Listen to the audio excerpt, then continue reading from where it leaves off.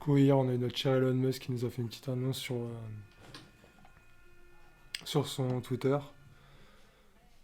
Donc, avec cette petite image du Doge. Donc, on sait très bien qu'il a pris la tête du gouvernement, là, du nouveau département de Trump. Donc, il est en train de faire un peu le ménage sur tout ce qui se passe. Il y a déjà des cris d'alarme lancés par les démocrates, hein. Alors, on a voté pour Trump, on n'a pas voté pour Elon, je sais pas quoi. Alors là, ils commencent tous à se faire un peu dessus, à mon avis, il va mettre le clair là-dessus. Un sell sur le Dow Jones, tu cherches? Ouais, pourquoi pas, hein. Après, on peut aller faire un petit tour sur le calendrier économique. Donc là, c'était juste pour le petit coup sur Doge. Voilà. Donc Elon qui hier nous a fait reprendre son token à peu près à 50%. Du moins sur la semaine, c'est ce qu'il a pris, à peu près 54%. J'essaie de vous le mettre vite fait. Algras 23%. Luna aussi qui reprend. 55% pour le Doge. 17% pour le Lunce. Les cryptos qui se reprennent un peu, hein. Là, on attend surtout les chiffres de l'inflation. On va aller voir ça sur le calendrier économique. Qu'est-ce qui se passe aujourd'hui? Alors, le calendrier économique aujourd'hui, on n'a pas grand-chose à part un petit discours de Lagarde. Attends, je fais l'impoli, j'ai même pas mis ma teuté, Nelson. Attends, 2 secondes. Comment il va? Du coup, au calendrier économique, aujourd'hui, on aura juste un petit discours de Lagarde. Donc, rien de bien méchant, hein. Certainement qu'elle va exposer la politique économique européenne. Demain, ça sera férié au Japon. Il y aura une déclaration de Powell aussi, déclaration de la Fed. Donc certainement en anticipation avec les chiffres de mercredi. Mercredi, on aura sans doute le plus important, à savoir les chiffres sur l'inflation. Donc avec l'IPC Core qui reprend l'inflation, sauf les services et l'alimentaire qui sont les plus volatiles. Donc ces chiffres sont vachement attendus, hein. Si on a une hausse de l'inflation, effectivement, ça donnerait raison à Powell. Et dans ce cas, il pourrait ne pas baisser les taux d'intérêt tout de suite.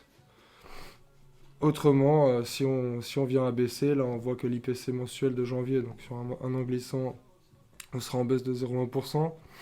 Donc après, c'est pas déconnant, hein. On n'est pas non plus au bord du gouffre, mais si on a des chiffres en hausse par rapport à ce qui est prévu, certainement que Powell nous annoncera juste derrière que la baisse des taux, ça va être compliqué cette année. T'as TP sur Euro USD? Tu l'as pris à quoi, à l'achat ou à la vente plutôt?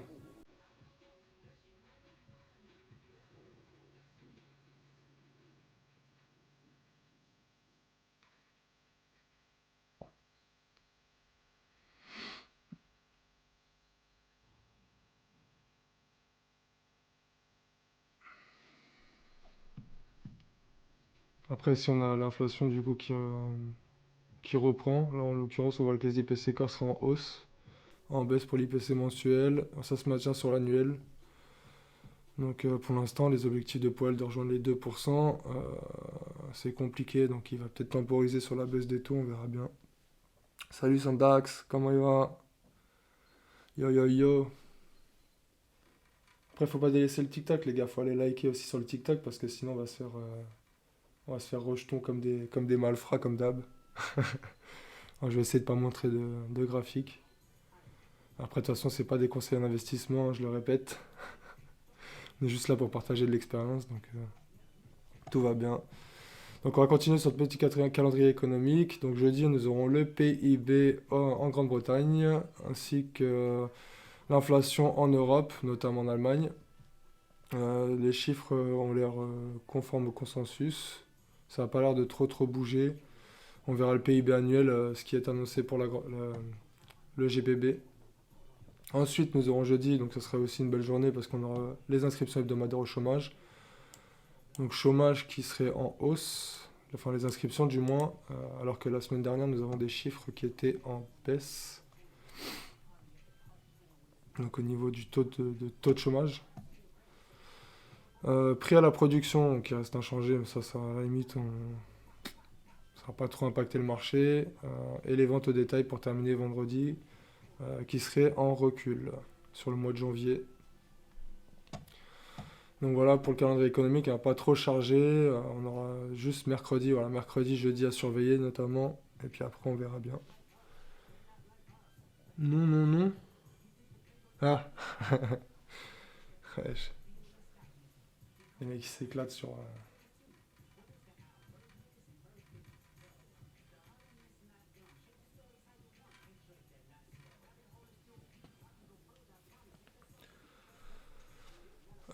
Donc ensuite, on va enchaîner, on va voir un peu ce qui se passe. Donc là, on a vu un peu ce qui s'est passé au niveau du calendrier de la semaine. Maintenant, on va aller voir, faire un petit tour quand même au niveau des actualités crypto, car comme vous savez, moi, les cryptos, c'est une grande histoire d'amour. Je vais actualiser la page.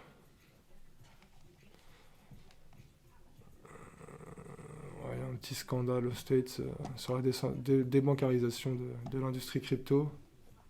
Hein. On tend vers une décentralisation du système alors que les banques elles commencent à dire oulala, faut qu'on ait la main dessus. Donc c'est ce qui cause un peu le trouble. On a toujours la guerre commerciale avec Trump et ses potentielles taxes douanières. Donc ça, il faudra surveiller aussi parce que s'il nous annonce encore qu'il va mettre à l'œuvre un peu tout ce qu'il a donné, il a donné des délais au Mexique, au Canada d'à peu près un mois. Donc on va voir ce qu'il en est pour la suite. Mais ce qui est sûr, c'est que s'il il donne raison et qu'il veut vraiment imposer des taxes douanières sur certains produits, certains imports-exports, on aura un marché qui va certainement réagir un peu à la baisse. Après, on verra bien.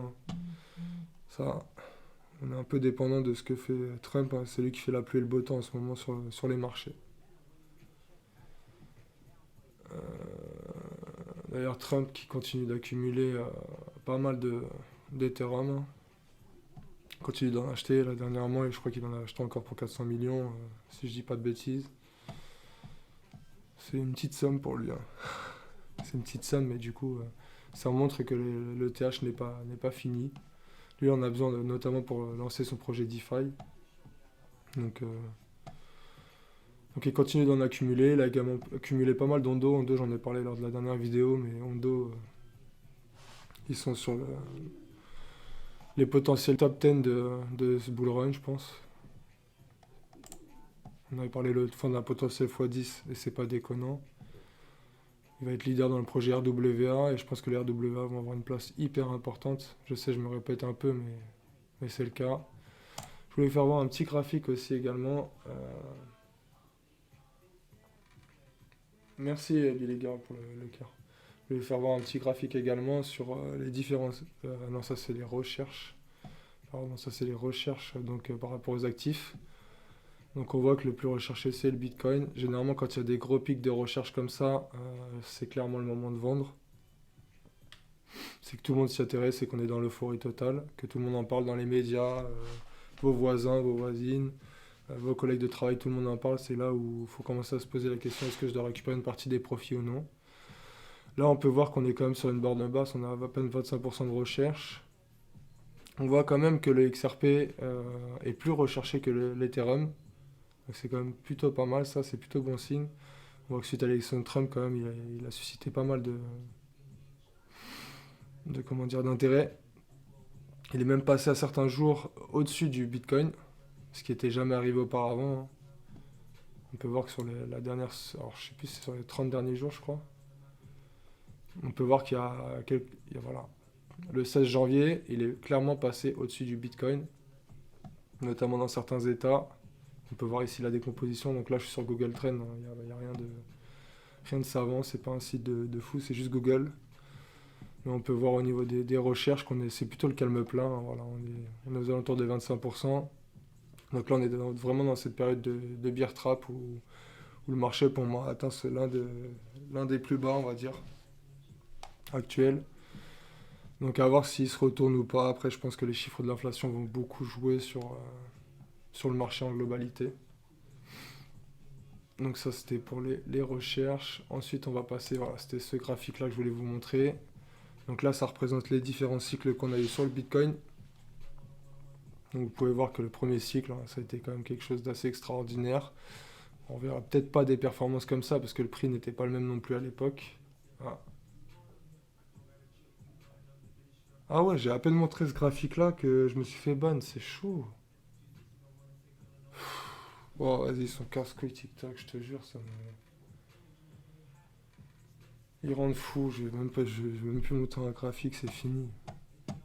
Comment ça se fait qu'il y en a qui arrivent, vous savez vous, et pourquoi il y en a qui arrivent à montrer des graphiques, à montrer leur position, les machins Toi t'es là, tu donnes aucun conseil en investissement et... Enfin bref, ça rend ouf. Après, il faudrait peut-être que j'ai plus de monde sur le live pour liker et partager, voilà, histoire de faire monter un peu. Mais bon, c'est dommage, franchement, putain. Aucune liberté d'expression, il y a beaucoup de censure et ça m'agace un peu. Bref, on va reprendre un peu là où on en était. Donc là, on a les différents sites du Bitcoin et on peut voir qu'actuellement, on est vraiment sur cette phase juste avant explosion. Donc on a vu que au niveau des derniers cycles, le mois de février et mars, c'était des cycles, voilà, c'était des périodes qui étaient assez bullish pour le coup, où il y a eu quand même pas mal de profits de fait. Donc là, j'espère qu'on est vraiment au commencement de quelque chose qui va partir à la hausse. Ça, tout va dépendre d'un peu de ce que va nous faire Trump et le gouvernement américain.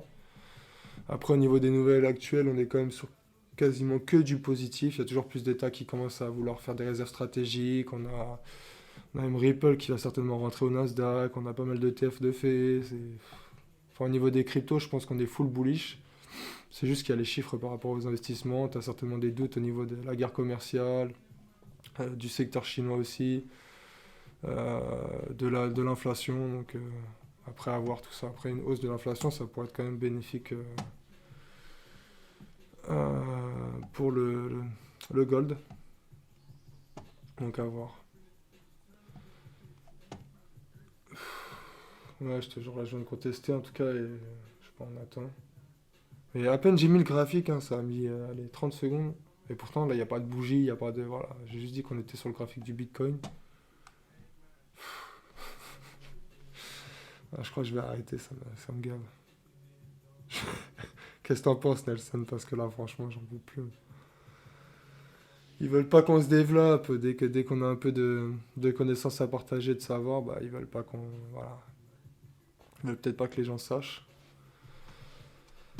Bon, enfin bref, on est à peu près à 280 jours du halving. Donc là, oui, au fait, le graphique démarre à partir du halving. Donc suite au halving, on peut voir que la première année de cycle, c'est là où ça a été le plus explosif, et ainsi de suite. Maintenant, on va attendre de voir ce qui se passe un peu ici. Si on est sur un creux toute cette période-là, bah, c'est juste que ça va exploser certainement plus tard. Si ça explose plus tard, vu l'attente, ça va exploser beaucoup plus fort, donc c'est pas plus mal. Donc après, ça reste à voir. En tout cas, au niveau de sa dominance, le Bitcoin, il reste quand même au top. Il ne veut pas lâcher un peu de mou. On reste que sur le Bitcoin pour le moment. Donc c'est pareil, on va voir. Il faudrait qu'il lâche un peu de... Faudrait qu'il lâche un peu de lest. On va aller voir sur le graphique tout de suite. De toute façon, maintenant, je peux le montrer. On n'est plus sur TikTok. J'en ai marre, je te jure. Putain. Donc au niveau de sa dominance, on peut voir que bah là, on est quand même en excès sur le RSI, on l'avait dit l'autre fois. On a potentiellement une petite divergence qui va se mettre en place. Donc là, je suis en daily, hein. Je suis en daily, on est toujours sur les 61, 70% à peu près. Faudrait pas qu'on revienne au-delà de cette zone-là, qui est notre zone de résistance weekly. Pour rappel, voilà. Donc, sur cette zone de résistance weekly, faudrait pas qu'on vienne la dépasser. Là, on a bien méché, on est bien revenu sur l'intérieur de cette résistance. Maintenant, il faudrait vraiment qu'on plie le marché pour enfin démarrer les festivités. De toute façon, on peut voir que même lors du précédent cycle, hein, on n'est pas totalement hors limite. On pensait que ça allait se déclencher peut-être un peu plus rapidement avec Trump. Sauf que par rapport aux attentes peut-être il y a eu certainement des déceptions de la part de certains investisseurs. Après, on peut voir qu'il y a quand même eu quelques semaines avant de vraiment démarrer. On était vraiment bah, un peu même schéma. On est venu mécher dans cette grosse zone. Je pourrais même étirer quasiment jusqu'à là. Cette grosse zone weekly avant vraiment de partir à la baisse. Et de vraiment tout casser. À partir du 15 mars, on peut voir vraiment que là, c'était la grosse alt season, hein. Quand c'est ces creux-là, là, c'est là où on va commencer à chercher à récupérer du profit. Et puis j'aimerais bien qu'on y accède assez rapidement. On peut voir qu'on a des similitudes, on a des mèches de Roger donc, qui sont au niveau des résistances, là également. Au niveau du RSI, on était également en excès, là aussi. Donc avant la première baisse, deuxième baisse. Là c'est un peu pareil, première baisse, deuxième baisse, j'espère. À savoir que le Total 3 il se maintient également au-delà de sa dernière zone de résistance, d'accumulation, pardon. Donc on était venu suite au dernier dip bien méché sur ce support là, enfin sur cette résistance qui est devenue un support de ce canal baissier, donc qui est un bullish flag. On est venu récupérer la zone ETE, on maintient ce palier là, on repart à la hausse gentiment. De toute façon l'ensemble du marché, vous pouvez voir sur le côté, il est un peu dans le vert. Donc ça c'est plutôt positif. On a les haltes qui reprennent quand même tout doucement le chemin de la hausse. En bon plan, moi j'avais à noter certainement Injective, hein, qui est sur des niveaux très très bas, donc qui pour moi a un potentiel énorme, notamment dans le développement des smart contracts. On est sur un prix très très bas, moi j'ai laissé le prix du coup, hein, j'en ai acheté un peu partout. Et je continue de croire au projet, ça va quand même être un projet qui est notamment dans le top, lui dans le top 20 je pense. On peut aller vérifier ça. Injective, il est là, ah non, il est 64e et je pense que voilà, avec 1,4 milliard de market cap et un prix à 14 dollars, les 140 dollars, donc atteindre les 10 milliards de market cap, c'est pas déconnant. On peut facilement les atteindre, je pense. Au niveau des jetons en circulation, là, j'ai pas le nombre, mais il me semble, j'avais vérifié, il y avait un fort potentiel de hausse, donc des prix qui pouvaient atteindre jusqu'à même à 200 dollars à peu près. On est à l'année en plus, on est sur une baisse de 60%. Donc clairement, c'est ce genre de crypto-là qu'il faut acheter, hein, ou Immutable, si vous croyez un peu plus dans le projet gaming. Mais c'est sur ces projets-là qu'il faut investir, c'est pas sur celles qui font 85% à l'année ou 300% à l'année. C'est le plus judicieux d'investir, à part si vous faites un décès, que vous achetez un peu n'importe où, où vous en avez rien à faire du prix moyen. Vous voyez ça sur vraiment du long terme. Si vous voulez vraiment recharger pour du moyen long terme, il faut prendre des projets comme Polygon qui ont pris 63% dans la gala l'année. Cosmos aussi, hein, Cosmos, j'arrête pas d'en parler, mais 52% à l'année. Il se reprend gentiment à la semaine, on peut voir qu'il a fait quand même 10%. Par rapport à d'autres altes, c'est pas déconnant. Un qui a bien performé cette semaine encore, c'est le Litecoin. Litecoin 21%, notamment parce qu'il y a des ETF qui vont certainement sortir dessus. Donc voilà, après ça, Injective, je pense que beau potentiel si vous souhaitez recharger un peu de crypto. On est vraiment sur le bas là. Donc si déjà on vient rechercher ne serait-ce que les 1, on serait sur un potentiel x5. Donc voilà, déjà on pourrait récupérer une partie des gains tout en haut une fois qu'on a racheté ici. On peut récupérer une partie des gains sur le x5 et laisser courir le reste, hein, pour aller chercher pourquoi pas le maximum. Vous voyez, hein, même l'extension de Fibonacci m'indique que les 204 dollars, c'est jouable. Après, il faudrait vraiment une bonne phase parabolique, il faudrait que tous les voyants soient ouverts. C'est ce qu'on attend depuis des mois et des mois. Malheureusement, il tarde à venir, il joue avec le mental. Mais c'est dans ces moments-là où justement, faut rien lâcher. Faut pas se dire, ouais, non, les cryptos, c'est de la merde. Il y en a certainement qui vont se le dire, hein. Ils viennent d'arriver. Et voilà, ils ont acheté là un peu sur le FOMO, suite à l'élection de Trump, ils se retrouvent avec des wallets qui ont fait des moins 50%. Forcément, ça a dû en dégoûter pas mal. Salut Mao, à qui ai-je l'honneur? Du coup, avec ces cryptos qui ont fait les wallets qui ont dû faire des moins 40, moins 50%, c'est sûr que pour certaines personnes qui viennent de rentrer sur le marché, c'est juste impensable. Après, c'est des gens qui n'ont pas la mentalité, on va dire, pour investir. Normalement, les sous qu'on investit, c'est des sous qu'on est censé pouvoir, entre guillemets, perdre ou qu'on n'a pas besoin, du moins dans les médias. Même s'il est difficile de tout perdre en crypto pour autant, à moins que la crypto retombe à zéro, ce qui est quasiment impossible. Vous voyez que même le Luna, hein, pour rappel qu'il y avait eu quelques histoires, ils se sont maintenus quand même au-dessus de zéro, hein. Donc la crypto, elle est dite morte. Et finalement, elle se reprend plutôt pas mal. Je vais essayer de choper un graphique pas trop mal.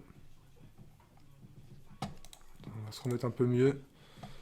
Donc le Luna, voilà, le Luna qui était quand même monté à des sommets. Alors attendez, là je suis pas sur le bon, je crois. Ou j'ai pas la totalité de la. Ouais, je dois pas avoir. Là on était sur des vraiment sommets, mais j'ai pas la bonne. Je vais en sélectionner une autre. Bah, j'ai un problème. J'arrive pas à le retrouver. Attendez juste 2 secondes. On a pas avec un long.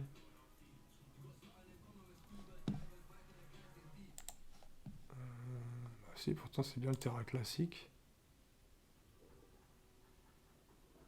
Alors là, je comprends pas. Je comprends pas. Luna, c'était une crypto qui était quand même montée au-delà des 70-100 $. Salut Mo.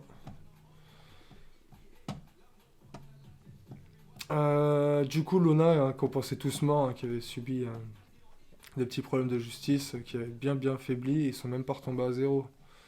Et pour le coup, en weekly, on peut voir qu'il y a quand même une belle mèche de rejet sur quasiment les 0,0004. Mais il y a un problème, c'est pas celui-là. Je vais essayer un truc.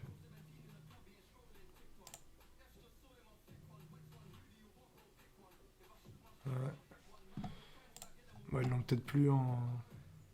Bon, bref, ils doivent plus l'avoir en, en graphique complet. C'est pas important. Mais en tout cas, on peut voir que voilà, pour arriver à zéro sur les cryptos, faut y aller quand même. Vraiment que toutes les liquidités soient retirées. Luna, moi j'avais mis une pièce quand on était redescendu proche des zéros. On sait jamais, un projet qui repart, une capitalisation qui remonte, ne serait-ce qu'un petit peu, ça pourrait faire renflammer un peu le jeton. Après là pour le coup, c'est un peu du casino, hein. Sur celui-là, c'est. On sait jamais quoi, on va dire. C'est le on sait jamais. C'est un peu quand vous investissez dans la même coin, vous savez pas trop où vous allez. Bah là, c'est un peu pareil. Pour le Luna, j'ai remis une pièce. Pour le même coin, on voit que le Shiba il tient ses zones. Là, c'est pareil, on avait refait des plus hauts. On est venu transpercer des supports, mais on est venu se rappuyer sur un autre. Donc voilà, après le prix vient chercher ce qu'il a envie de chercher. Il n'y a pas de mystère. Derrière, on rejette tout ça. Je vais mettre plutôt les moyennes mobiles d'ailleurs, plutôt que les boulangers. Merde, ça bug sinon. Hop, donc on peut voir quand même qu'on est venu au-dessus de ces zones de polarité là. Pour ce qui est de la bougie weekly. Donc pour moi, ça tend à repartir à la hausse. Moi, j'en ai repris là en trading récemment. Donc aux alentours de 0,15, 0,17 à peu près. Donc on verra, je vais le laisser à long terme. J'essaie d'aller chercher dans un premier temps, pourquoi pas les derniers plus hauts, et puis après on verra to the moon. Donc ça c'est pour le Shiba. On va refaire un petit tour sur l'ensemble du marché, plus en globalité. On a notre CAC 40. Donc CAC 40 qui s'est bien repris malgré tout, hein, malgré les annonces européennes qui sont pas folles. On a quand même un CAC 40 qui se saisit bien. Il est à la hausse. Voilà, si vous cherchez des plans de vente, là on est un peu au milieu de nulle part, donc honnêtement, ce serait pas une bonne période, on va dire, pour trader. Vaut mieux attendre des niveaux plutôt support. Voilà, si vous voulez chercher une continuation à l'achat, un petit support ici, ou à la vente, aller chercher la résistance là et puis essayer de revendre. Après, on voit quand même que la zone a été pas mal travaillée. Si jamais on vient à transpercer cette résistance, on pourrait espérer des plus hauts, des nouveaux plus hauts. Donc à voir après selon aussi le discours de Madame Lagarde cet après-midi. Ça se trouve, ça va l'aider un petit peu à remonter, à nous renforcer un peu l'euro face au dollar qui continue de faire des dingueries. Notre dollar qui se renforce quand même plutôt pas mal. Faudrait qu'on réintègre ce range là pour qu'il nous laisse un peu tranquille. Ça aiderait les devises en USD à remonter un petit peu, notamment les cryptos, l'euro USD et ainsi de suite. Là en l'occurrence on voit qu'on est en train un peu de s'appuyer dessus. Là au niveau schéma j'aime pas trop ce qui se passe. On a une sorte de bullish flag, de bullish sandwich. Donc là ça tendrait à repartir sur une bougie haussière normalement. On voit qu'on est venu clôturer comme ceci. Après là je suis en weekly, hein. Si on se met en daily, on peut voir qu'on est toujours au-dessus des 52 RSI, on s'appuie dessus. C'est pas ouf, hein, ouais. On dirait que le dollar tend à remonter un petit peu, peut-être aller chercher les derniers plus hauts. Ça reste à voir. Au niveau de la Chine, donc la Chine qui consolide dans la zone ETE, donc qui est aussi une zone de polarité. On est également sur la MM200, donc voilà, on est toujours sur une zone d'achat pour le China 50. Je sais pas s'il y en a qui le trade ici, mais l'économie chinoise en tout cas qui est résiliente, qui se maintient bien. Si toutefois on vient casser ça, c'est ce qu'on est en train de faire d'ailleurs. Je sais pas si ça peut se faire comme ça. On a quelque chose à peu près comme as. On peut voir qu'on est quasiment en train de s'appuyer dessus pour repartir à la hausse. Donc est-ce un signal haussier? Je ne sais pas. Personnellement, j'attendrais plutôt un retour là-dessus pour pourquoi pas acheter sur un actif comme ça. Sinon, pour l'instant, voilà, le laisser grandir. En tout cas, suite à la relance de plan économique, ça avait quand même bien fonctionné. Le Dow Jones, notre ami le Dow Jones, qui est en train de faire des tops. Est-ce qu'il est en train de nous faire un range? Pourquoi pas, en tout cas, il maintient en dessous des 70 de RSI. Là, il est en train de remonter petit à petit, mais pour l'instant, il est toujours dans ce canal. On peut voir qu'on est revenu donc sur cette zone qui a servi de résistance. Juste ici. Hop. Donc pour se faire rejeter. Là ici on avait en plus une divergence. Ouais. S'il y a un prix qui se maintient et un RSI qui baisse, on peut appeler aussi ça une divergence. Mais là on voit qu'on remonte pas mal quand même, hein. Les indices qui sont assez forts pour le moment. L'indice américain qui est très fort là pour le moment. Le GR40 c'est pareil, il continue de monter. Tout va bien, tout est beau, tout est rose. On a une économie en pleine expansion, c'est magnifique. On est même en train de casser la résistance qui est juste là. Donc moi pour le GR40, je serais plutôt sur une zone de vente à ce niveau-là. Après, il faudrait quand même pas mal de confirmations parce qu'on serait à contre-tendance. Ça serait plutôt pour chercher du plan swing. Donc pour le coup, je chercherais plutôt des ventes, mais avec quand même pas mal de confirmations. Là, ce que je peux voir, notamment au niveau de mon RSI, on peut voir qu'on est quand même sur une sorte de petite divergence baissière. Après, ça resterait à confirmer. On est à peu près où? On est à peu près là. On serait sur un truc comme ça. Donc après, ça sera à confirmer, hein. Il faudrait qu'on clôture à la baisse. L'idéal serait de clôturer en dessous de celle-ci. Chercher un premier retournement parce que pour l'instant, on n'est pas venu inverser la tendance du marché. On est vraiment venu s'arrêter sur ce petit support-là.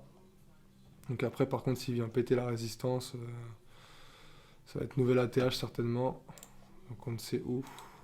Le Dow Jones qui est quand même à 22 000. Après, voilà, les indices sont faits pour grimper. Là, en l'occurrence, ils font très très bien leur travail. On peut voir que c'est full bullish. Mais bon, je m'amuserai pas à acheter tout là-haut, on ne sait jamais. On est beaucoup beaucoup trop haut pour acheter, en l'occurrence. Donc, toujours censuré sur TikTok. Ah, ils nous font chier. Franchement. Zéro libertad. 0, 0, 0. Donc GR40 qui continue de grimper. On peut voir des petites phases d'accumulation comme ça peut être bon à prendre une fois que ça pète. Assez simple, efficace, hein. Résistance, support, hop. Cette bougie-là, elle aurait dû être signe indicatrice d'achat. Moi, c'est ce que j'avais fait à l'époque. En plus de ça, on était quasiment sur la moyenne mobile de 100. Là, elle est clairement en train de s'envoler, les GR40. L'économie européenne qui va très très bien. Tu hold encore le Trump. Attends, on va y venir après sur les cryptos, mais oui, j'en détiens encore du Trump. J'en avais même racheté aux alentours des 17 dollars. Moi, je lâche pas, hein. C'est quand tout le monde pense que c'est mort, les gars, que ça va repartir. Faut pas oublier que le Trump, il a notamment des ETF qui vont arriver. Ça sera une grande première d'ailleurs pour les mêmes coins d'avoir un ETF. D'ailleurs, c'est déjà une grande première d'avoir des ETF en crypto, on va dire, depuis le Bitcoin et l'ETH. D'ailleurs, au niveau de l'ETH, ils continuent d'en acheter, d'avoir pas mal d'inflows. Donc c'est plutôt bon signe aussi, hein. On a quand même un marché qui baisse, des baleines qui continuent de racheter sur les dips. Euh, on reste full bullish pour l'instant sur le marché, c'est juste que ça essaie de faire craquer les plus faibles d'entre nous. Donc à vous de voir si vous voulez rester sur le ring, revendre vos cryptos. Enfin après c'est à vous de voir. Moi honnêtement j'ai mis ça dans le portefeuille, j'y regarde pas, j'y touche plus et puis on verra bien par la suite. Donc on va revenir sur les indices. Le GR40 donc en weekly, full bullish, donc pourquoi pas chercher des ventes à court terme. Après ça risque d'être très dangereux. On n'a vraiment pas de... Même là on n'est pas venu retourner, on est venu continuer la hausse. Donc pour l'instant il n'y a vraiment rien qui m'indique que ça va se retourner à la baisse. À voir. Le Nasdaq. Nasdaq qui consolide un peu là, il est sur une forme de range, un peu comme le Dow Jones. Donc on peut voir que cette zone-là, elle tient plutôt bien. J'ai envie de prendre un autre graphique parce que là ça fait dégueulasse en horaire. Il n'y a que des gaps de partout. J'avais pas ce graphique-là en plus de base, je crois. Bon bref, on va faire avec pour le moment. Là, on peut voir qu'on a comme une belle bougie de Roger en daily. Donc ça c'est notamment dû aussi avec le marché chinois qui arrive en pleine forme, qui commence à causer des doutes un peu sur le Nasdaq et sur le côté investissement technologique, entreprise technologique. Donc voilà, on est venu casser cette hausse, on est venu taper un peu sur cet ancien support, donc comme un biseau ascendant pour le coup. Donc là c'est l'inverse de ce que je vous montrais l'autre fois sur le XRP, à savoir que on a le prix qui commence à ralentir un peu la hausse, les bougies qui sont de moins en moins grandes. Donc un prix qui ralentit, on a une zone de résistance qui se trace un peu comme ceci, un support qui se trace comme cela, on voit que ça se resserre un peu en étau, jusqu'à littéralement péter. Alors quand c'est un biseau ascendant, donc qui monte, on a généralement un retournement à la baisse, et quand c'est l'inverse, un biseau descendant, donc qui se rétrécit au bout. Quand on arrive au bout, on arrive sur plutôt des zones d'achat. Donc ce que je vous montrais l'autre fois sur le XRP. Alors je dois encore l'avoir là, normalement. Je sais pas si je l'avais... Voilà, il est juste là. Le petit biseau ascendant. Donc il est venu casser. Donc après, hein, c'est une petite hausse. On est venu casser ces plus hauts là. Moi, je suis venu racheter hier juste ici. On verra bien. On va essayer d'aller casser les anciens plus hauts sur le XRP. Mais en attendant, on va revenir sur le Nikkei. Nikkei, c'est pareil. Hein. Le Japon qui pète la forme. Là, je suis en 4 heures, mais... On peut voir après qu'on est quand même en train de consolider et de faire une sorte d'arc de cercle.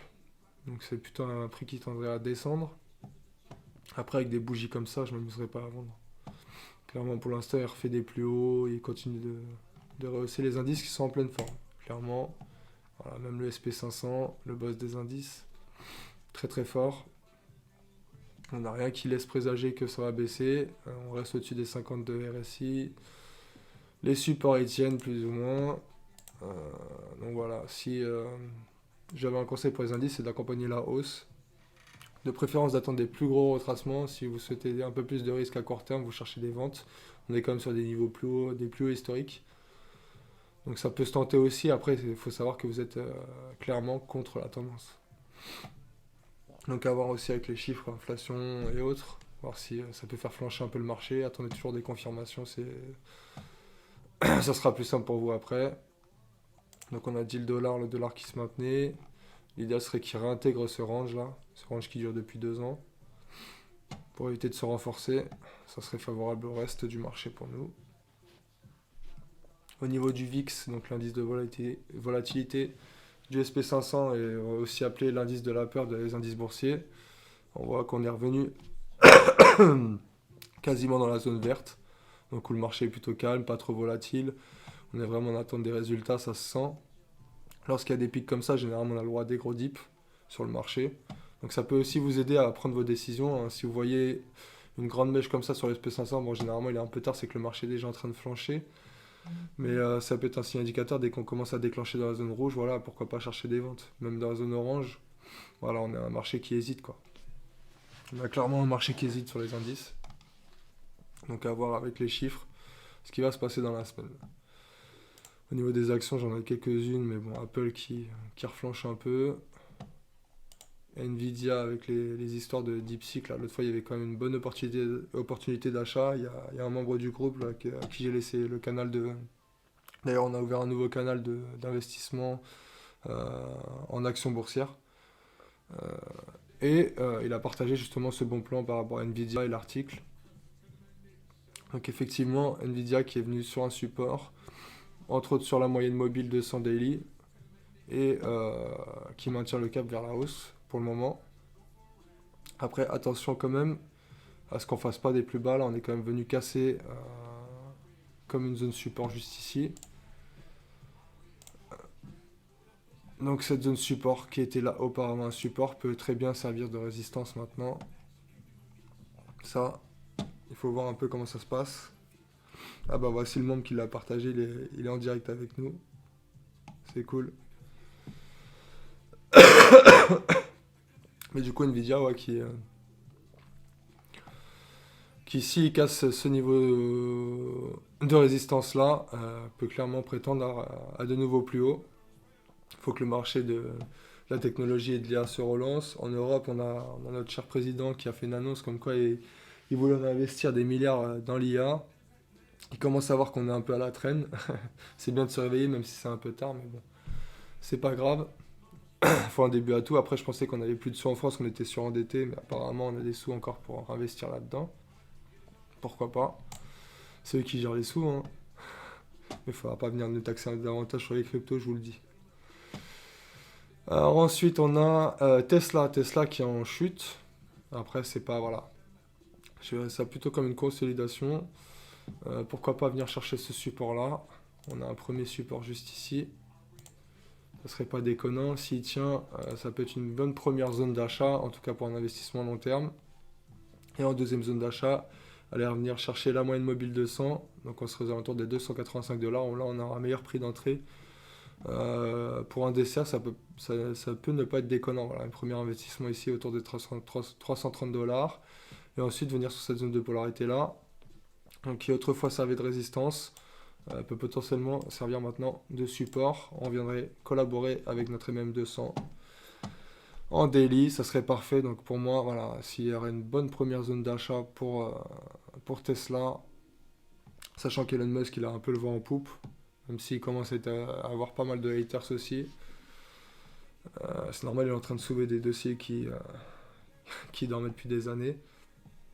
Mais en tout cas, au point de vue de son entreprise Tesla, ça tient bon. Et moi, si je devais recharger, ça serait aux alentours des 263 $, pardon, pas 280. Voilà, si je devais faire un premier bon investissement là-dessus, on serait par là. Mais comment je peux être...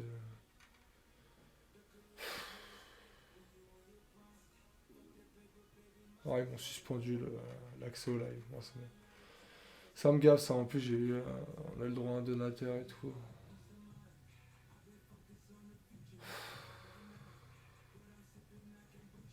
Non, c'est compliqué sur TikTok là. Va falloir qu'il fasse quelque chose pour la censure parce que quand Macron nous publie des vidéos à la con où il fait l'IA, le machin, il fait de l'autodérision.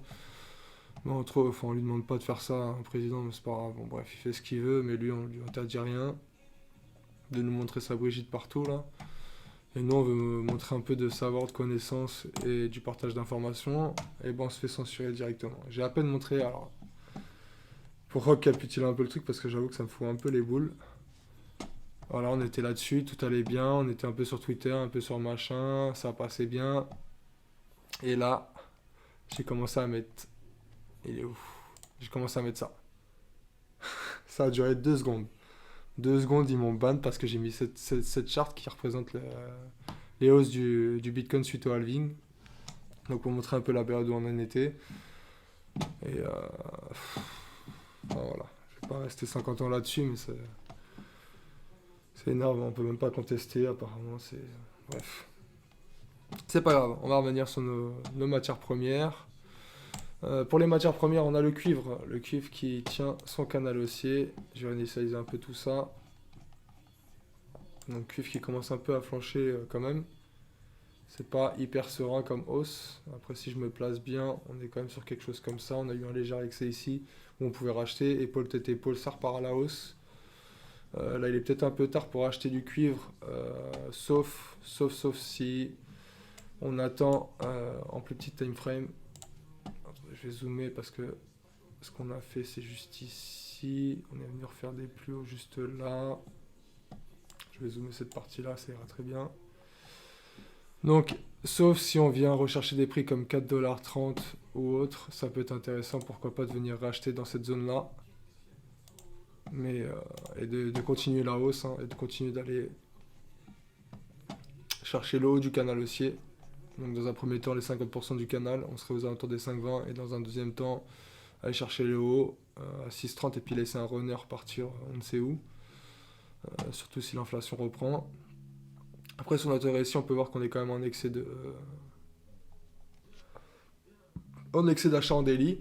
Pardon. Mais c'est pas pour autant que voilà, après il peut rester plusieurs semaines, plusieurs mois en excès. Sur un actif comme ça me surprendrait même pas. Je prends un petit coup. Sur un actif comme ça me surprendrait même pas. Donc, on va continuer les matières premières. On a notre pétrole used, qui tient cette zone-ci. C'est aussi simple que ça. Hein. Hop. On est revenu chercher les 50% de Fibo à plusieurs reprises. Il tient le prix. On a quand même un pétrole assez bas, sauf à la pompe bien sûr, hein, parce qu'il se gave avec les taxes. Mais donc là on est quand même sur un petit retournement haussier en daily. Donc sur la zone, ce qui est plutôt sympathique. On a même cette zone, on va dire, comme ceci, qui est en train de venir d'être cherché. Voilà, ça fait comme un petit triangle descendant, pardon. Donc si on vient péter cette zone-là, après c'est to the moon. L'idée c'est quand même d'acheter vers le bas. Hein, essayer de ne pas acheter là-haut. Surtout avec le pétrole, ça peut aller très très vite. Là on peut voir qu'on est revenu chercher ce support-là. À la limite, ça pourrait être une bonne zone d'achat. Sur le daily, avoir à plus court terme les confirmations. Pourquoi pas attendre vraiment le bas du retracement de ce canal-là. Si on se fait un petit Fibo, on peut voir qu'on est dans la zone OTE. Donc voilà. Ici, on serait potentiellement sur une zone d'achat pour l'ususe, si vous voulez. Après, attendre plutôt peut-être l'ouverture du marché, ça peut être pas mal. En horaire, on a un croisement mobile MM20 et MM50. On reste pour l'instant en dessous de cette MM mobile 200.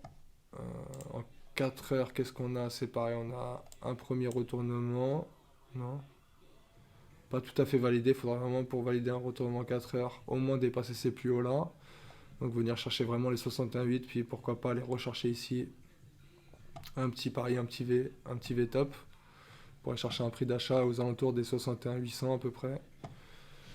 Donc à vous de voir, Usuzd, ça pourrait être un beau palier pour une belle zone d'achat, on va dire. Pour essayer d'aller dans un premier temps casser cette zone-là de trendline.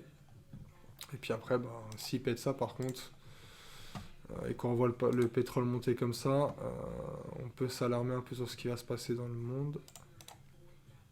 Parce que généralement, quand il y a des grosses hausses du baril de pétrole, c'est pas bon signe pour l'économie. Donc, affaire à suivre.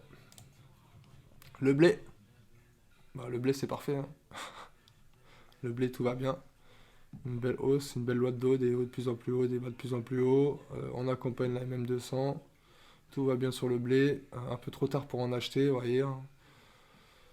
On a fait un petit fibo là-dessus suite au retournement. On est venu dans la zone OTE. C'était à ce moment-là qu'il fallait recharger. Si vous voulez du blé, c'était par là. L'argent qui continue de grimper également. On est toujours dans un scénario bullish en daily. On a eu juste ici, on a eu un golden cross. Donc on a confirmé vraiment la hausse. On a vu se rappuyer sur les mêmes 200 et puis on est reparti. Donc toujours bullish pour notre ami l'argent. Ah non, c'était en... Pardon. Ah bah on a encore mieux. Ici on l'a eu carrément en weekly. Bah voilà. un Golden Cross en weekly, voilà ce que ça donne. Un prix qui continue de grimper, grimper, grimper. Après, on a une sorte de divergence juste ici. Divergence baissière. Donc, à voir si le prix se maintient et que Total Powell arrive à combattre l'inflation. Le gold.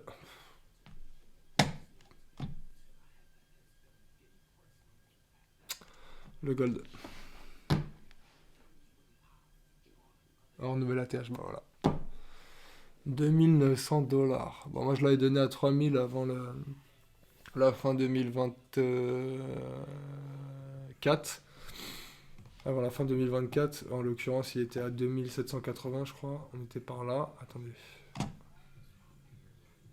Fin d'année, on était vers là. Ouais, on était vers les 2600. Mais bon, ça va pas tarder, hein. Je pense que là, bah, si vous avez pris la cassure de la résistance au 2780 pour un achat, c'était le bon plan à faire, hein. C'est ce qui se passe régulièrement. Vous voyez, hein. Petite zone de résistance. Et dès qu'on la casse, c'est reparti pour la hausse.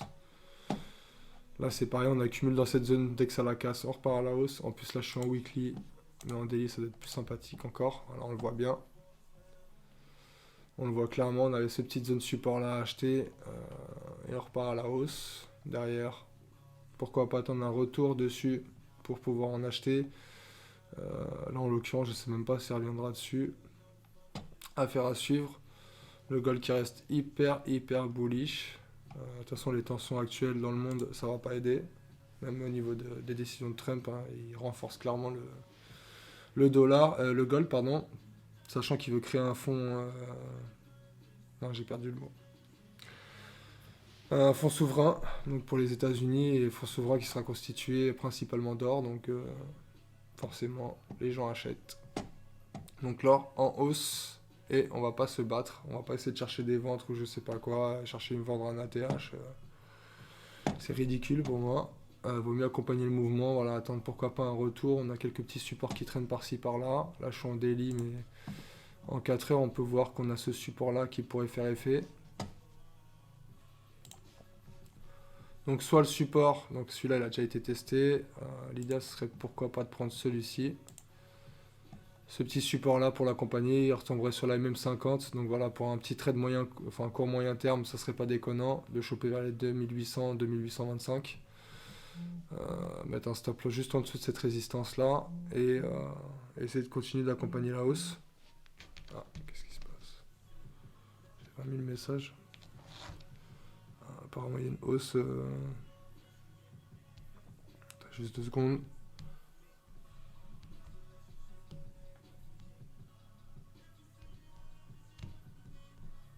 Apparemment on a le Solana qui pète un peu la forme. On va aller voir ça juste après de toute façon. Au point de vue du Forex, du coup, on va faire un petit tour vite fait aussi sur le Forex. Après je vais devoir vous laisser. Donc on avait pris l'euro USD à plusieurs reprises. Donc ce prix là qui était bien travaillé. Donc on avait repris un BE juste ici. J'ai pas actualisé le trade, mais on l'a repris du coup à ce niveau-là. Je crois qu'on était à 1,24, quelque chose comme ça. Je vous avais dit il va falloir qu'ils viennent combler le gap. Donc on devait être vers les 1,24, je sais plus 70 sur mon broker. Après là, on était à peu près vers là. Pourquoi on avait fait ça? Parce qu'on a eu le gros gap baissier suite aux annonces de Trump. Derrière, forcément, un gap, il faut que ça soit comblé. Là, en l'occurrence, il est venu refaire des plus hauts. Faut pas oublier que là aussi, il avait fait des plus hauts. Donc forcément, cette zone-là, potentiellement, allait redevenir un order block ou un support, comme vous voulez. Hop, pour réagir à l'achat. Donc tout coïncidait, au fait. On avait donc notre RSI en survente. On avait le retour sur une zone d'achat. Un gros gap baissier. Si je prends même mes Bollinger, parce que là-dessus les moyennes mobiles je les utilise pas trop, mais j'utilise plutôt les bandes de Bollinger, on était clairement en excès, on le voyait bien, on avait une belle bulle apesanteur juste ici. Derrière, bon, ça a légèrement corrigé le lendemain, et puis ça repartit à la hausse. De toute façon, le stop loss, je crois que je l'avais mis juste en dessous de ça, au 1,14, un truc comme ça. Et derrière, on est reparti à la hausse, TP1. Là, on va essayer de chercher le TP2, je sais même plus à combien je l'ai mis. Et puis, on continue d'accompagner la hausse. Après, ce qui m'inquiète un peu, c'est que là, on n'est pas venu encore refaire des plus hauts juste ici. Donc pour l'instant, on continuerait plutôt à baisser sur du court terme. Donc à voir sur des plus petits time frames. Là, en plus petit time frame, on peut voir qu'on est venu refaire un plus haut juste ici en horaire. Donc il y aurait potentiellement une zone d'achat juste ici. Voilà, tout à l'heure, il y a Nelson, il me semble, qui me parlait de chercher une zone d'achat. Si j'en ai une à donner, bah, c'est la même qu'on a dans le groupe. Donc si jamais on vient se faire BE, il faudrait repartir à l'achat limite. L'impact sur les cryptos, oui et non, hein. L'or qui fait un nouvel atterrage, au fait, c'est juste... hop, voilà, il a envie de redescendre, hein. Il va aller chercher les supports comme je vous ai dit. Certainement là. Mais non, pas trop d'impact, hein. C'est plutôt le dollar qu'il faut qu'on surveille dans les cryptos. C'est plutôt le dollar qu'il faut qu'on surveille. Si le dollar baisse, c'est favorable pour nous. Et s'il monte, c'est défavorable. En fait, on se comporte un peu comme l'or au final, hein. Comme ce que disaient certains investisseurs, maintenant ils considèrent que le Bitcoin va servir d'actif refuge. Donc faut voir un peu ça comme de l'or, les cryptos. Pour le GPB, on va dézoomer un petit peu, voir ce qu'il en est. Donc on est toujours dans ce triangle ascendant. Sur les 50% de Fibonacci de la dernière hausse, on est un peu au milieu de nulle part, j'ai envie de dire. Donc c'est pas foufou. On est clairement un petit peu au milieu de nulle part. Mais on tient toujours ce support là, donc pourquoi pas rechercher un achat. Essayer d'aller casser cette zone pour vraiment aller chercher le haut du panier. Donc là je partirais plutôt sur un achat, même si j'aurais préféré que voilà, on revienne plutôt sur les zones de TE ou autres. Là il faut savoir que c'est des achats plus risqués que si vous achetez plus bas. Forcément, vous l'aurez compris. Donc pour l'euro GPB, je reste haussier, tant qu'il tient cette zone-là. S'il vient casser, ça on verra parce qu'il y a notamment le PIB qui va sortir pour le GPB cette semaine.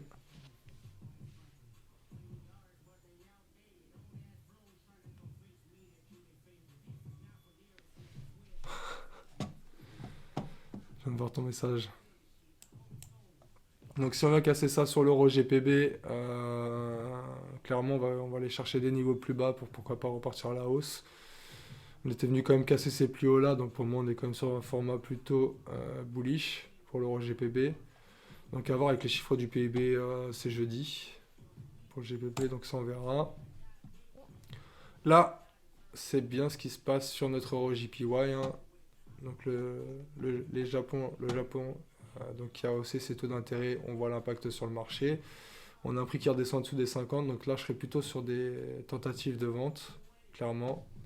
Voilà, rechercher plutôt dans les court time frame, pourquoi pas, des setups pour vendre. Là, on peut voir qu'on refait des plus bas. Après, attention, on a quand même ce support qui tient bon. Donc voilà, pourquoi pas, la confirmation, elle peut être là, les gars. Une petite cassure de ce support là, un pullback, on recherche une vente. Et après, on va essayer de chercher un TP1 là, un TP2 là, et puis ainsi de suite. Mais tant que ça tient. En plus, là, on aurait ce qu'on appelle un épaule-tête-épaule ou un double top. Donc, à voir. Affaire à suivre, je serais plutôt en vente sur l'euro JPY en tout cas. Le 4CHF, forcément le franc suisse qui se renforce avec l'or. Là, on serait plutôt bullish pour le coup. Si je dézoome un peu, on est comment sur le 4CHF? Ah ouais, le 4CHF, on était venu casser cette zone-là. Après, on est en train de faire une nouvelle sorte d'accumulation juste ici. Alors, mon objectif serait plutôt d'acheter sur cette zone-là. On voit que quand même le prix tient aux alentours des 0,62. D'aller chercher pourquoi pas un achat jusqu'ici pour revenir un peu tester cette zone-là pour un TP1 et puis après essayer de chercher un TP2 en réintégration dans ce range. Donc ça c'est pour le 4CHF. Pour le GPB CAD, là on est plutôt sur une zone de résistance, donc une zone de vente. On est en weekly, donc voilà, essayer de trouver des retournements à plus court terme. On peut voir que le RSI au-dessous c'était 50%. On commence à avoir des premiers retournements baissiers. Maintenant, pourquoi pas chercher un petit hop comme ceci pour rechercher une vente. C'est pas déconnant. Pareil, TP1 vers là ou 50% et TP2 pour aller chercher ici, TP3 si vous voulez et si vous avez les moyens. Vous cherchez cette zone tout en bas. USD JPY, donc là c'est pareil, pair en JPY, on va chercher plutôt des ventes hein, cette semaine, je pense. En plus de ça, là on a cette tendance daily qui est en train de se faire. Je vais replacer ça correctement. On est plutôt comme ça, donc on peut voir on est en train de faire le pullback dessus. Donc là, à la limite, ce qui pourrait être intéressant d'aller chercher, donc pour l'USD JPY, ça serait une petite vente juste ici. En se mettant au-dessus des plus hauts. Premier TP, on va aller chercher le bas. Et puis ainsi de suite. Voilà pour notre ami l'USD JPY. Au niveau des cryptos, on peut voir qu'on est en mode full bullish, c'est reparti. Là, sur le BTC, ce que j'ai noté, donc on reste toujours au-dessus de cette trendline, ça c'est bien. La bougie daily a commencé à être hyper intéressante. Moi j'en ai racheté juste hier, en plus juste ici. Désolé de ne pas l'avoir envoyé dans le groupe. Mais là, ce qu'on peut voir, c'est qu'on est en train de repartir à la charge pour la hausse. Et ça me plaît plutôt bien. On a repris 3% aujourd'hui. Ça me va, ça me botte.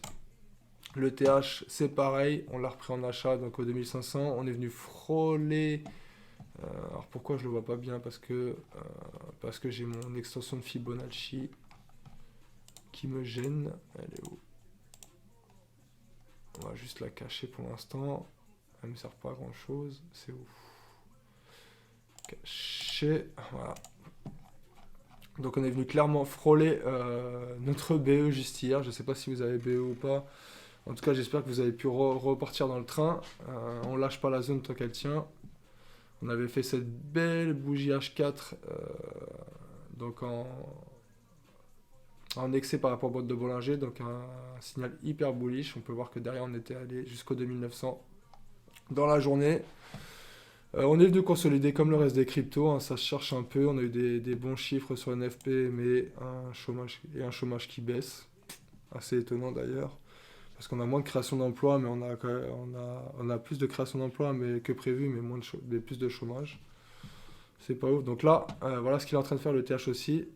Donc là, ça pourrait être potentielle zone d'achat si vous n'êtes pas dedans. Un petit renfort, paf paf. On va chercher les plus hauts, nous on attend le TP1 au 3000.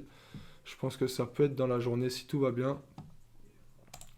Notre XRP qui est en train de pump aussi. Ça c'est bon ça.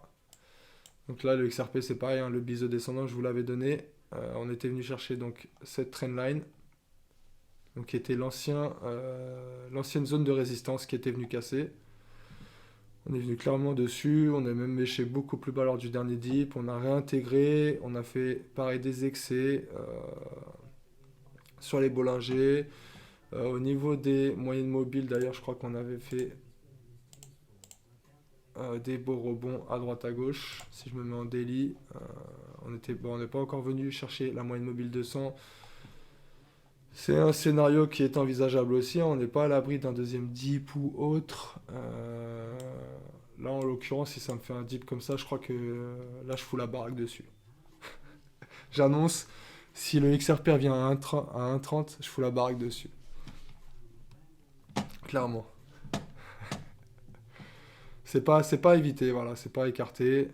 C'est des choses qui peuvent arriver. On verra en fonction des annonces et autres. Là, pour l'instant, il se reprend plutôt bien. Notre bison ascendant, qui était en 4 heures, il a très très bien réagi. Je vous avais dit la cassure. J'avais déjà pris un achat, je me suis fait BE, je suis reparti dedans. On lâche pas le steak. Moi, j'attends un premier TP sur la zone de résistance. On verra bien. Ça va être la surprise. On verra bien, en tout cas, XRP to the moon. Si tout va bien, les gars, XRP, moi je le vois péter. Là, les zones inconnues, là. C'est là où on va aller, les gars. Pour toutes les cryptos, je veux qu'on fasse des x10, x100. Non, faut rester réaliste. Il y a des cryptos, on fera des x4, x5, x2. Il faudra juste retirer au bon moment quand on voit qu'il y a un peu d'excès de partout, quand il y a de l'euphorie, quand les gens commencent à dire ouais, tu sais pas où je pourrais acheter de la crypto, même des gens qui t'en parlaient jamais auparavant, c'est là où justement il va falloir commencer à se dire je vais peut-être récupérer un peu de profit puis je vais te donner le filon, mon gars. Ok? Donc ça c'est pour le XRP. J'ai vu que le Solana aussi il pétait pas mal, donc on va faire un petit tour crypto vite fait. Et après je vais vraiment devoir vous laisser, il est 15h. Donc là, à Dakar Dano, j'ai noté ceci. Pareil, petit biseau ascendant ou range, comme vous voulez, qu'on est en train de venir tester et pourquoi pas casser. Si on vient casser ça, clairement, vous pouvez renflouer sur le Cardano, prendre un petit achat ici et c'est reparti pour un tour. Donc pourquoi pas. Après, ouais, c'est quand même assez bullish, hein, franchement. Si je me fous en daily, ouais, voilà. Si ça englobe comme ça, les gars, pour moi, on est reparti. On est venu mécher complètement sur la même 200. On est venu récupérer ce support-là, donc qui était aux alentours de 0,65 $. Et puis, c'est reparti pour un tour. Voilà, on est venu consolider un peu ce week-end. Maintenant, on repart à la hausse. J'espère que l'ensemble des cryptos va repartir à la hausse. Et pas le pays, hein. Là, c'est pareil, on a l'algo qui commence à repartir, à reprendre gentiment le chemin vers l'ATH. Donc, pareil, zone OTE, bonne zone de rechargement. Algo, vous pouvez y aller. Atom, pareil. Atom, zone de rechargement. On est reparti à la hausse. On est venu bien mécher.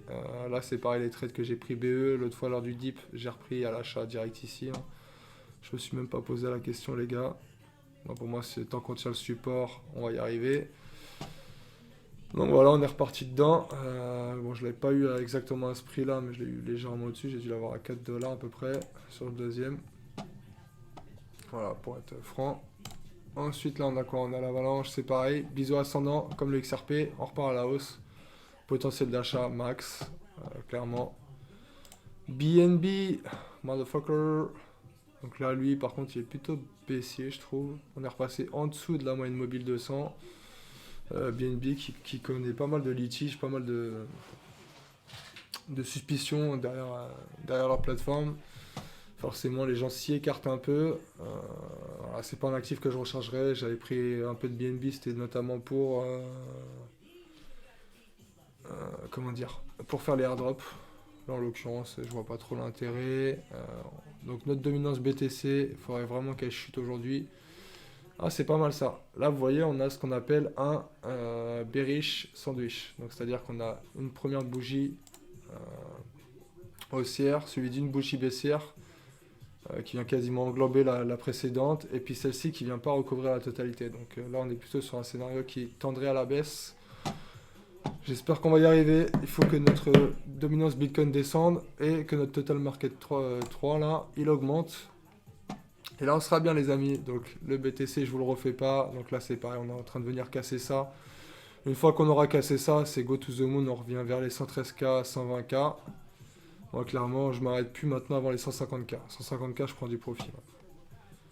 Là, l'autre fois, j'ai perdu pas mal de positions que j'ai dû retirer ou autre sur le BTC suite à la dernière charge. Il m'en reste une ou deux. On va essayer de l'emmener la plus loin possible. Celle-ci sur les 59K, je ne l'ai plus malheureusement, j'ai dû m'en séparer. J'aurais voulu faire la maxi perf, mais bon, on était quand même sur du 54 perf.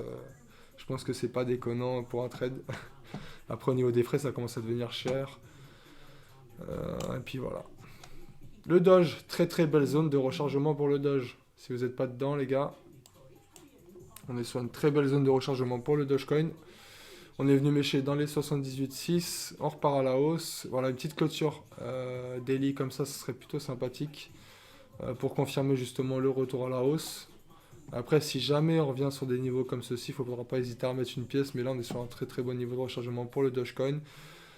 Notamment avec notre petit Elon Musk qui commence à faire du mouvement au sein du département of Government Efficiency. Donc on a pris exactement on a pris aussi le même coin qui était en rapport avec ce projet-là. Donc c'est pareil qui avait pas mal baissé mais qui est revenu, qui a fait un plus 60% hier soir je crois. Pas déconnant. Le DOT, projet américain, donc c'est pas, on est revenu sur des prix d'achat. Moi je me suis pas posé la question, je me suis fait BE, je suis reparti dedans. Sans hésitation les gars. On est sur des plus bas et à un moment donné, si t'achètes pas quand c'est bas, bah t'achèteras jamais ou pas au bon moment. Le DDX, ça peut être un bon point d'entrée aussi, hein, même malgré qu'il est flanché, là qu'on soit repassé un peu sous cette zone. Pour moi, c'est juste un petit excès qu'il faudra confirmer à la hausse. DDX, il y a quand même une belle plateforme, c'est assez ergonomique, ils ont une boutique de shop en ligne, donc c'est pas déconnant. Le TH, on est déjà venu dessus. Donc avec cette mèche weekly qui était venue récupérer cette zone, là, cette trendline que j'attendais depuis un moment. Le fetch c'est pareil, on est venu s'appuyer sur ce support là, on est clairement en zone premium. Là on est sur un bottom clairement. S'il vient percer cette zone de résistance là, je peux vous dire que fetch, on pourra quasiment lui dire au revoir. Là en l'occurrence il tient bon. Donc dans l'idée, voilà, si vous n'en avez pas ou très peu, rechargez à ce niveau-là pour équilibrer le prix. Je sais pas vers combien vous l'avez acheté. Moi je sais que j'en avais renfloué vers là. Ça m'a permis d'en racheter aussi vers là. J'en avais déjà acheté là à l'époque. Donc j'ai juste renfloué ma position à ce niveau-là et c'est reparti. Pareil pour Sonic, Sonic qui est en course, Sonic qui tient bon, Sonic qui est venu s'appuyer sur ce support-là au final. Donc il est venu redescendre un petit cran plutôt qu'un autre. Là on voit qu'il rebondit dessus. Ça serait bien qu'il confirme également en daily. Le Grass pour moi qui est un des meilleurs projets AI de cette année de ce bull run. Et bah il faut, si vous n'avez pas de bid dedans, investir ou participer au airdrop.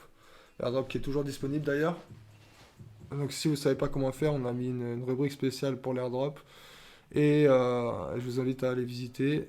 Ça vous permettra de gagner des jetons sans rien faire les gars. Moi j'ai gagné des centaines d'euros sans rien faire, juste en quelques mois en laissant tourner le PC, en partageant une partie infime de mes données, mais vraiment infime qu'on n'est pas piratable. Au fur et à mesure, voilà, on en a accumulé, on pouvait même en stacker, moi j'ai préféré le récupérer directement. Vous n'allez pas me faire croire que j'avais laissé ça de côté. Et je continue d'ailleurs le airdrop, hein, il continue non-stop, donc là je continue d'accumuler des pièces au fur et à mesure. Je peux vous montrer un petit peu à quoi ça correspond notre cher Grass. Hop. Donc le Grass ça se présente comme ceci. Donc il calcule un peu voilà, vos gains journaliers, ça vous fait des nombres de jetons. Vous avez un programme de parrainage également pour qu'on se donne de la force chacun. Ça permet de gagner des 5%, 10% de l'un et de l'autre, et ainsi de suite. Un peu comme un système pyramidal. Et derrière, se mettre bien tous ensemble. Il faut savoir que le dernier, donc le premier truc, j'ai eu à peu près 600 000, je crois, au niveau du total de les poches, du stage 1. Juste ici. Donc il y a eu 300 plus ainsi de suite, donc ça faisait à peu près 600 000. Ça m'a fait l'équivalent une soixantaine de jetons qui est monté jusqu'à 4 $. Donc je vous laisse imaginer le prix, ça fait plaisir. Donc c'est pour ça que je continue d'en miner. C'est un projet, pour moi, c'est l'un des airdrops qui a le mieux réussi comparé à Hamster ou autres qui ont fait des vrais flops, qui ont plus d'intérêt pour moi. Moi, je préfère me concentrer vraiment sur des projets voilà, qui ont un sens. Là, on est sur de l'IA, du partage de données pour le développement des laboratoires d'IA. Donc voilà, si vous souhaitez, le lien est dans le Telegram. Donc vous pouvez rejoindre un peu le groupe. Vous voyez, je n'ai pas trop affilié de personnes. C'est vraiment, voilà, si vous voulez vous affilier entre vous, après, moi, ça me dérange pas. Faut qu'on se mette bien tous et qu'on gagne un maximum de jetons. Et bien sûr, si vous souhaitez, donc après on avait dit, parce que là je suis en train de dériver un petit peu, donc je suis parti sur le Grass. Non, ça c'est mon wallet. Donc Injective, je vous ai dit, zone de rechargement sans hésitation. Le Link en rechargement sans hésitation également. Le Litecoin qui commence déjà à bien repartir. Hein, voilà, Litecoin qui tient ce support, c'est magnifique. Donc même si vous le tradez, parce que celui-là il est tradable sur plusieurs plateformes, ça peut être intéressant de repasser. Voilà, on fait un petit golden cross en horaire, c'est sympathique. Si on vient se rappuyer sur ces zones-là, là, les 100 $, pourquoi pas prendre un petit achat court moyen terme. Le Hondo qui est pour moi l'un des projets phares RWA, je vous en ai parlé lors de la dernière vidéo, c'est pareil, si vous souhaitez recharger, on recharge. Le Quant 86 $, c'est pareil, si vous souhaitez. En gros là, voilà, vous pouvez recharger un peu toutes vos cryptos, si vous pensez que l'inflation, ou sinon vous attendez l'inflation mercredi, voir comment ça réagit déjà, si on peut refaire des plus bas ou pas. Mais en tout cas, si jamais les chiffres sont bons et autres, il sera certainement trop tard quand vous voudrez investir, donc pourquoi pas mettre une petite pièce maintenant et par la suite, si jamais on a un deuxième dip, revenir à la charge par la suite. Donc mettez jamais la totalité de le capital que vous souhaitez investir d'un coup. Ça c'est important aussi. Le render, c'est pareil, bonne zone d'achat, très bonne zone d'achat pour le render. On est revenu sur les 4 $. On est déjà monté jusqu'à 15 $. On est loin, loin, loin de son potentiel maximum. Il va notamment aider Nvidia à fournir la puissance de calcul pour pas mal d'entreprises parce que ça fait office de carte graphique. Le seuil, c'est pareil, très bonne zone de rechargement. Voilà, si on croit que ça va remonter, pourquoi pas. Après, on serait peut-être sur une sorte de gros triangle d'accumulation juste ici, donc vous aurez peut-être plusieurs opportunités ou non. Ça reste à voir. Si on maintient ce cap-là, ça peut être très bon. On peut accumuler dans cette zone-là. Donc vous pouvez acheter ici, revendre sur le plus haut une partie, attendre un retour là, et puis pourquoi pas, voilà, essayer d'imaginer un peu le petit triangle bullish. Shiba, on l'a fait, c'est bullish. Solana qui reprend bien aussi, ultra bullish, vous voyez, hein, regardez les biseaux ascendants ou descendants. Quand je vous dis que c'est haussier, on est venu casser, retester, hop, et malgré, voilà, ça fait un peu le même schéma en août, hein, si on regarde bien, ça avait bien méché. On était reparti sur un bas ici aux alentours des 200 $, on est reparti à la hausse, on refait des ATH, tout va bien pour le marché crypto en ce moment. Ah, on a des petites liquidations à l'ouverture du marché, ça c'est rien de bien méchant. Le Stax, lui me déçoit un petit peu. Motherfucking Stax, pourquoi pas aller chercher sur ce support là. Alors ça c'est pas du, alors, c'est juste que j'avais donné une zone d'achat ici, mais c'est pas un trade que j'ai pris, on peut pas le, moi je l'ai pas tradé sur les plateformes de trading que j'ai. Mais en gros on aura un beau petit support ici, et là vraiment on serait sur les plus bas de la dernière hausse. Là on est comme dans la zone premium, donc si vous souhaitez recharger, moi j'attendrai quand même une confirmation, à savoir une belle englobante daily pour pouvoir en racheter. On n'est pas sur les plus bas non plus du RSI, donc pourquoi pas attendre vraiment qu'il soit sur les 30% avant de pouvoir en racheter. Le SUI qui fait son bout de chemin, hein, celui qui continue de grimper pour l'instant. Attention tout de même qu'il ne nous fasse pas, parce que là je suis en weekly, mais attention tout de même qu'il ne nous fasse pas une sorte de petit retournement pour une petite correction à la baisse. Il faut savoir qu'il est quand même pas mal monté, donc attention tout de même. Voilà, affaire à suivre. Voir si c'est juste, voilà, voir si ça va pas nous faire une deuxième petite correction pour retourner dans la zone ETE ou se rappuyer là-dessus. Sachant qu'il l'a déjà fait quasiment, c'est pas impossible, hein, un petit tac-tac avant de repartir. Mais celui à long terme, en tout cas, je le vois aux alentours des 25-30 $ facilement. Le Total 3, donc ça on y a été. Uniswap c'est pareil, très très belle zone d'achat juste ici. Une bougie en daily comme ceci, ça permettrait de conforter un peu la décision, donc pourquoi pas. Notre dominance USDT qui reprend un peu, hein, forcément. Il y en a qui reprennent des profits et autres, hein, qui s'en séparent un petit peu, qui craquent. Donc forcément, on a le prix qui remonte un peu. Moi, je vous ai dit, ça allait consolider pas mal dans cette zone-là avant qu'on ait vraiment une explosion. Pour l'instant, on est toujours dans cette zone, donc on va peut-être mieux voir en weekly. On est toujours dans cette zone d'accumulation juste ici. Donc pour l'instant, après moi, l'idée, ce serait qu'on vienne casser ça. L'USDT, en plus, qui normalement devrait avoir moins de supporters avec tout ce qui se passe autour. Et on va terminer là-dessus. Donc on va se faire un petit tour quand même sur notre petite bubble map pour finir, histoire de se donner un peu de baume au cœur. Donc dans l'heure, on est en hausse. Dans la journée, on est en hausse avec un Doge qui nous fait du 22%, Elon Musk qui attire vachement d'investisseurs sur les cryptos. Forcément, c'est le roi des geeks. À la semaine, c'est bien, on repasse dans le vert à la semaine. Ça, je suis assez content parce qu'on était dans le rouge encore hier. Là, on repasse dans le vert. Grasse qui prend 30%, je vous l'avais dit. Hondo 14%. Diab, petit projet IA aussi qui reprend bien. Pic, il faut pas lâcher, moins 15%, limite ça sera rechargé. Mélania 5%. Tout à l'heure, on me demandait pour le Trump. Trump, il est où? Il est là, il fait moins 7%. Moi, de toute façon, je le garde. Là, on est sur un prix à 16 $. Donc, on est à peu près sur mon prix moyen. Moi, je lâche pas, je le laisse. Pour l'instant, ça tient bon. J'attends les ETF. On n'a même pas fait un mois du même coin, donc niveau data, on n'a pas grand-chose. Le Luna qui reprend bien, comme je vous l'avais dit. Donc ça, c'est très très bon signe. Je suis assez content pour lui. Sinon, IOTA qui reprend, voilà, les ISO 20022 qui reprennent aussi bien. ISO 20022 qui devrait lancer, on n'oublie pas. Ça devrait être lancé pour du coup... si je dis pas de bêtises, en mars. Donc en mars, on devrait enfin avoir... Attends. On devrait enfin avoir le lancement donc de ce nouveau système